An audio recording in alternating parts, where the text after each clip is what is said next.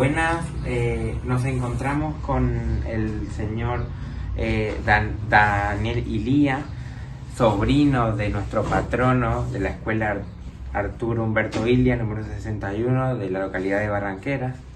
Nos encontramos hoy en este día para entrevistarle y además conocer más sobre nuestro patrono y cómo era en un ámbito más personal. Así que comenzamos las preguntas. Bienvenidos, me alegro de que intenten profundizar conocimiento sobre la personalidad de don Arturo Ilía. Muchas gracias. ¿Cómo es Arturo Ilía en el ámbito familiar, más allá de su rol de presidente? Arturo era una persona muy agradable en el trato, muy humano y muy cariñoso. Para darles un ejemplo, Arturo era un hombre muy humilde, andaba casi siempre sin dinero en los bolsillos. Un hijo mío, que actualmente vive en Pergamino, siempre preguntaba si estaba Arturo en la quinta, porque don Arturo tenía algunos lugares donde visitaba y vivía. Estaba la quinta paterna, la quinta familiar en Pergamino, que le llaman todavía la quinta de Ilía. Estaba una habitación en el Hotel Bristol en Buenos Aires que le financiaba la Fundación Eugenio Blanco. Eugenio Blanco había sido ministro de Economía del gobierno de Ilía y tenían una fundación. Y como conocían el estado económico de don Arturo, le financiaban una habitación en el Hotel Bristol, que está frente al Obelisco en Buenos Aires. Después tenía en Carlos Paz, en la clínica Conde, Eugenio Conde era un íntimo amigo de don Arturo y un político importante del radicalismo que vivía en Carlos Paz y tenía una clínica y tenía una habitación que si no estaba ocupada por algún enfermo, por algún internado, la utilizaba don Arturo en Carlos Paz. Así que bueno, eran sus lugares y por supuesto la casa de sus hijos que vivían en Buenos Aires. Él tuvo 3 hijos, Martín, Emma y Leandro, de los cuales uno falleció.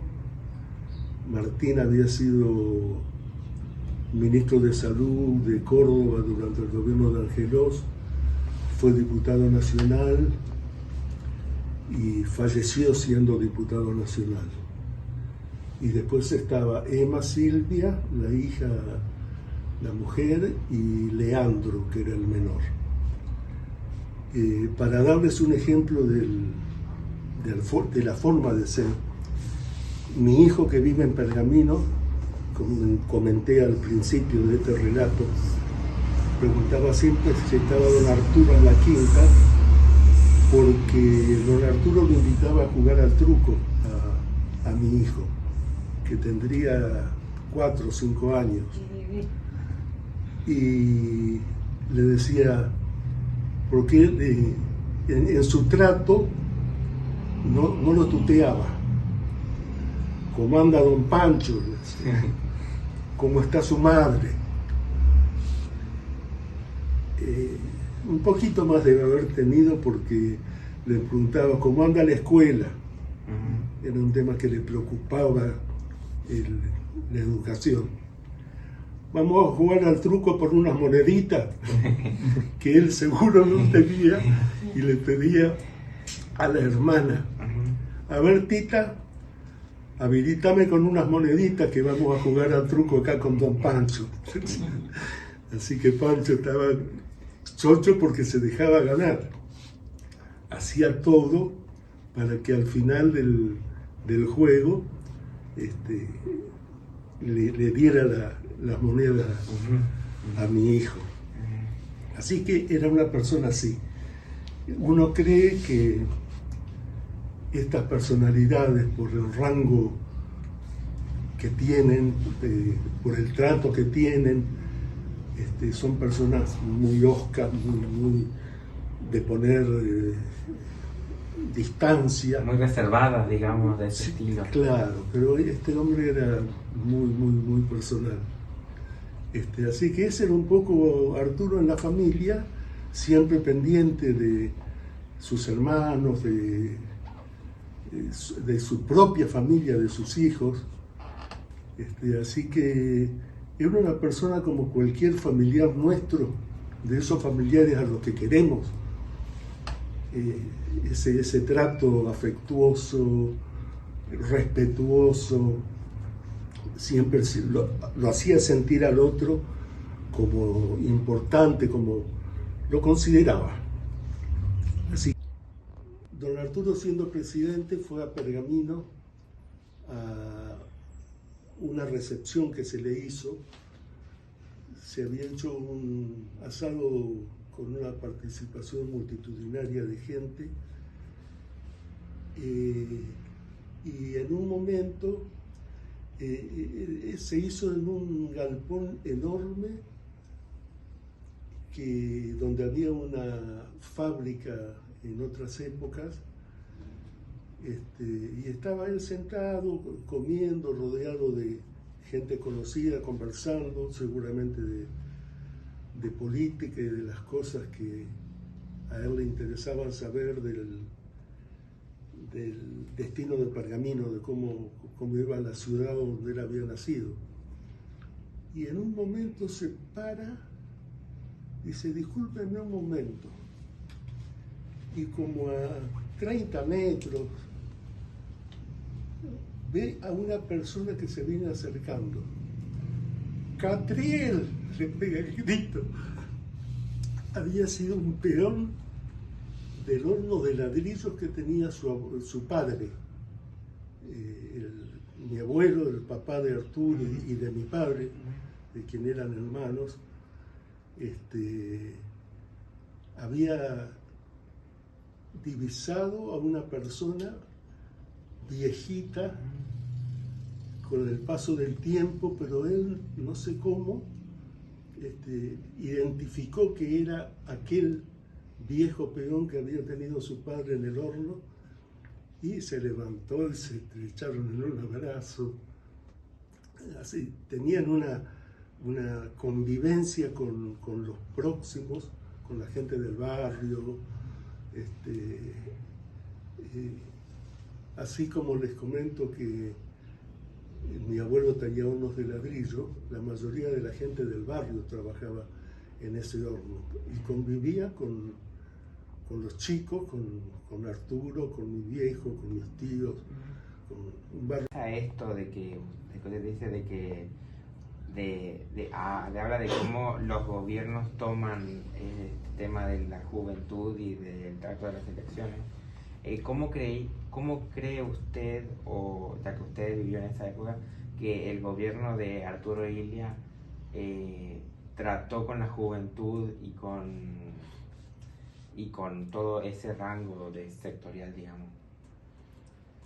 Mira, es muy buena la pregunta, porque una de las cosas que destacan el gobierno de Illia es la cantidad de presupuesto que se le dedicó a la educación en esos años. Hasta que él llegó, o al momento que él llegó, el 7% del presupuesto estaba dedicado a educación, ciencia y tecnología. A partir del año 63 se subió a 12% el presupuesto, o sea, del presupuesto utilizaban el 12% en lugar del 7%, subió un 5%. En el año 63 subió al 17%, en el año 64 al 17% y en el año 65 al 23% del presupuesto. Ningún gobierno había dado tanta inversión para que haya una excelente o una buena educación, para que mejore la educación. Y además él tenía, respecto a la juventud, hablando de su forma de trato, un trato muy especial. Yo lo acompañé en una oportunidad a Corrientes, donde juventudes de distintos partidos lo habían invitado aprovechando su estadía acá en la región. Y uno de los muchachos que estaba participando le dice: doctor, ¿usted no cree que habría que prohibir el funcionamiento del comunismo en la política argentina? Y él le dijo: mirá, querido, los países más avanzados del mundo, Italia, Francia, Alemania, hay partidos comunistas funcionando. Cuando los extremos, ya sea de derecha o de izquierda, cuando a esos grupos se les niega participación, normalmente utilizan métodos violentos para la participación política. Sin embargo, en los países que te he mencionado, hay legisladores del Partido Comunista que además hacen un gran aporte a la continuidad del desarrollo de esos pueblos. Así que acá, en lugar de pensar qué es lo que hay que sacar, es pensar qué es lo que hay que fortalecer. Muy buena. Sí. ¿Alguna vez lo vio enojado o siempre mantenía esa imagen que conocemos? Bueno, no sé si decir... Y como toda persona, suponemos No que sé si decir... habrá tenido algún desliz, alguna situación. No sé, yo nunca lo había escuchado, nunca lo escuché decir una mala palabra. Que no sé hasta dónde las malas palabras son malas palabras. Pero una vez me contó una de mis tías, mi madrina, una hermana de Arturo, que lo había llamado por teléfono, no voy a ver el nombre de quién, otro político. Y dice que él le dijo: decile que se vaya a la... Porque este político que había estado en el partido había participado y había colaborado con el derrocamiento de su gobierno. Entonces no solamente no lo atendió, sino que le mandó un rosario de respuesta.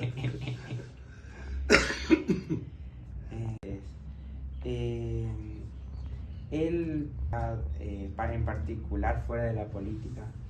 No, eso desconozco. Para mí su vida era la política. Para mí,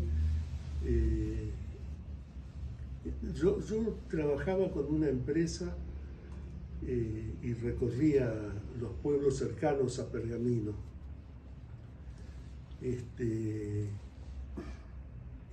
En alguna oportunidad yo tenía la misión, mientras estuviera en Pergamino y estuviera él también, de llevarle el diario La Nación a la quinta.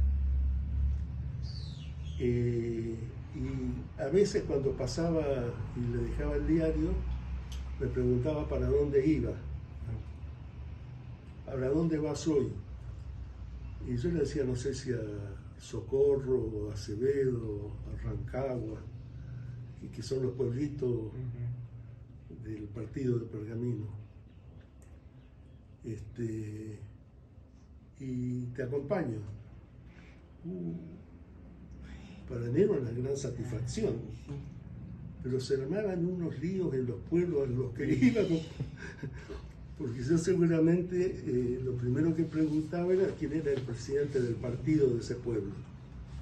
para no pasar por arriba de nadie y llevarlo al expresidente a la casa de la autoridad partidaria. Sí, sí, sí. Y bueno, me decían, fulano de tal, vive en tal lado, qué sé yo, y esa persona a la que yo le había preguntado, desparramaba enseguida. Anda don Arturo por acá, anda don Arturo. Cuando llegábamos a la casa ya había gente que lo quería ver y quería hablar con él. Así que eran unas movilizaciones espontáneas muy agradables, la verdad, porque era una demostración de afecto, de cariño. Pero así algún tipo de pasatiempo. O sea, por ejemplo, usted decía, lo entendemos, por ejemplo, que jugaba al truco y esas cosas. Claro, sí, pero eso lo hacía... En esas ocasiones particulares. Solamente cuando estaba mi hijo, o sea, no era un jugador, no era lo hacía un poco para... Por diversión, digamos. Claro, te imaginás un chico de 5 o 6 años Sí. ganarse una monedita. Sí. Ellos también juegan al truco por ahí, ¿no crean? Juegan al truco también los chicos. Sí, claro. ¿Hay otra pregunta? Sí. Sí. ¿Cómo reaccionaba la gente cuando se enteraba que usted era sobrino de Arturo Illia? Sí, siempre. Cuando yo llegué al Chaco, yo venía, siempre estuve en política. Yo me acuerdo que me iba con las boletas y acá le mando a papá para el domingo, para las elecciones. Y cuando llegué al Chaco, tuve la suerte de venir con algunas referencias políticas. Yo militaba en Renovación y Cambio. Y estaba en Buenos Aires en una oficina que estaban el flaco Álvarez Guerrero, Raúl Borrás, estaba el capitán Nosiglia, y me dieron la dirección, el nombre, el teléfono de Juan Moro, de Carlos Guido Leunda, de un grupo, claro, de un grupo de políticos que estaban acá. Y como yo no conocía el Chaco, no había venido nunca, enseguida me puse en contacto con esta gente. Y solía ir al Bar La Estrella, donde había una mesa donde había radicales, peronistas, demócratas, progresistas. Estaba el padre de Cabrito Garzamendia, don Victorio, que era demócrata progresista. Estaba Chiche Ise, que era justicialista. Y siempre, ponderaban el vínculo que yo tenía con don Arturo, porque lo respetaban, lo apreciaban,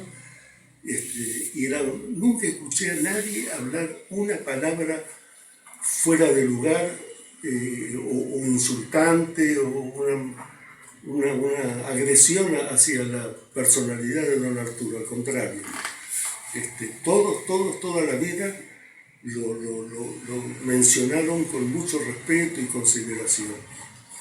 Enviar un saludo por los 40 años. Celebro y saludo a directivos, alumnos de la Escuela 61 de Barranqueras, doctor Arturo Humberto Illia, en la celebración de sus 40 años, deseando el mejor destino, la mejor proyección y la mejor calidad educativa que puedan recibir sus alumnos. Estoy convencido, después de haber conocido a algunos de sus profesores, de que están recibiendo una muy buena educación y ojalá puedan salir de ahí personas formadas con interés de participación social, y desde ya un gran abrazo a todos.